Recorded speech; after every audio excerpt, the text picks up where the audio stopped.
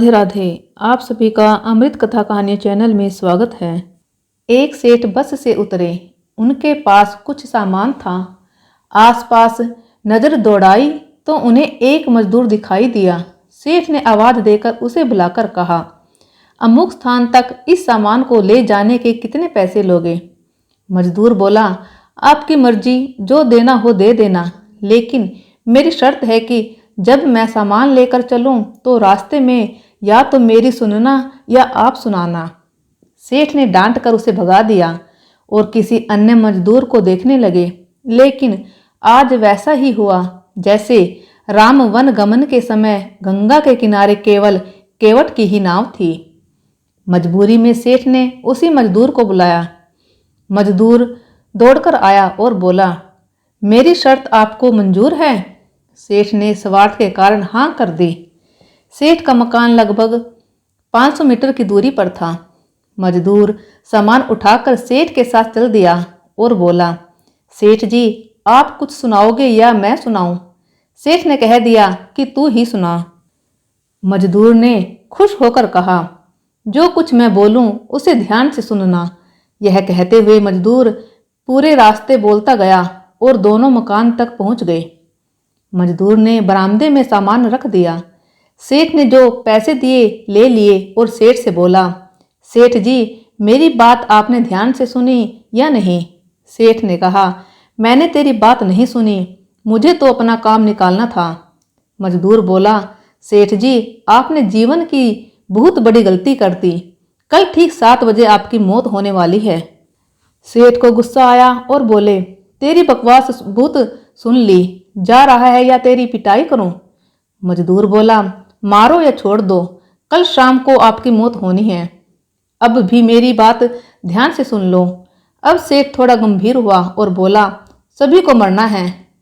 अगर मेरी मौत कल शाम होनी है तो होगी, इसमें मैं क्या कर सकता हूँ? मजदूर बोला, तभी तो कह रहा हूँ कि अब भी मेरी बात ध्यान से सुन लो। सेठ बोला, सुना, ध्यान देकर सुनूंगा। मरने के बाद आप ऊपर जाओगे तो आपसे यह पूछा जाएगा कि हे मनुष्य, पहले पाप का फल भोगेगा या पुण्य का? क्योंकि मनुष्य अपने जीवन में पाप पुण्य दोनों ही करता है, तो आप कह देना कि पाप का फल भुगतने को तैयार हूं, लेकिन पुण्य का फल आंखों से देखना चाहता हूं। इतना कहकर मजदूर चला गया। दूसरे दिन ठीक 7 बजे सेठ की मौत हो गई।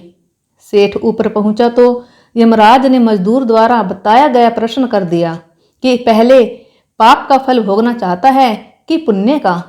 सेठ ने कहा, पाप का फल भुगतने को तैयार हूं, लेकिन जो भी जीवन में मैंने पुण्य किया हो उसका फल आंखों से देखना चाहता हूं।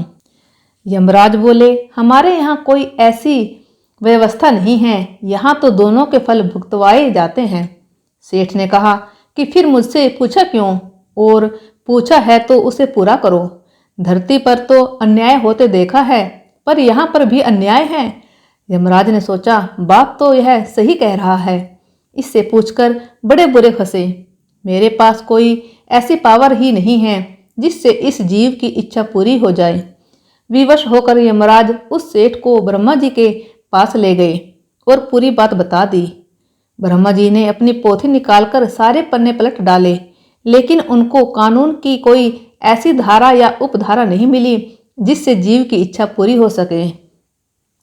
ब्रह्मा भी विवश होकर यमराज और सेठ को साथ लेकर भगवान के पास पहुंचे और समस्या बताई। भगवान ने यमराज और ब्रह्मा से कहा, जाइए अपना अपना काम देखिए। दोनों चले गए। भगवान ने सेठ से कहा, अब बोलो, तुम क्या कहना चाहते हो? सेठ बोला, अजी साहब, मैं तो शुरू से एक ही बात कह रहा हूँ कि पाप का फल भुगतने को तैयार हूँ, लेकिन पुण्य का फल आंखों से देखना चाहता हूँ। भगवान बोले, धन्य है वो सदगुरु या मजदूर जो तेरे अंतिम समय में भी तेरा कल्याण कर गया। अरे मूर्ख, उसके बताए उपाय के कारण तू मेरे सामने खड़ा है। अपनी आंखों से इससे और बड़ा पुण्य का फल क्या देखना चाहता है? मेरे दर्शन से तेरे सभी पाप भस्मीभूत हो गए।